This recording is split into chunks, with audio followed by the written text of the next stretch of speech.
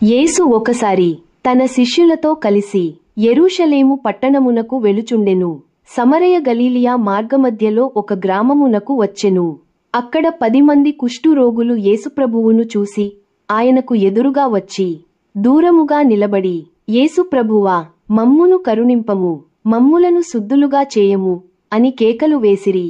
యేసు వారందరినీ చూసి, మీరు వెళ్ళి మీ మత పెద్దలకు మిమ్మల్ని కనపరచుకొనుడి అని కుష్ఠురోగులతో చెప్పెను. వారు యేసు వద్ద నుండి వెళుతుండగా అందరూ స్వస్థపరచబడితిరి.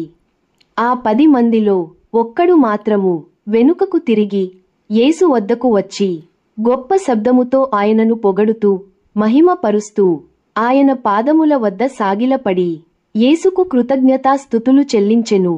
వాడు సమరయుడైన అన్యుడు. శుద్ధులైన మిగిలిన 9 మంది ఎక్కడని యేసు సమరయుని అడుగగా వారు రాలేదని చెప్పెను.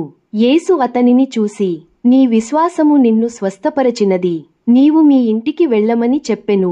ఇక్కడ ఆ 9 మంది శుద్ధులైన వారు యేసు వద్దకు ఎందుకు రాలేదంటే, వారందరూ యూదులు, యేసునందు పూర్తి విశ్వాసం లేని వారు, మత పెద్దలకు భయపడేవారు.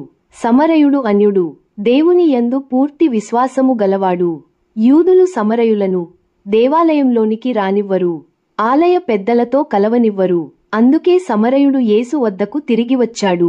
కాబట్టి యూదుల కంటే అన్యజనాంగమే యేసు ప్రభుని దేవునిగా విశ్వసించడం వలన ఈ రోజుల్లో క్రైస్తవత్వం అనేక దేశాలలో విస్తరించబడినది.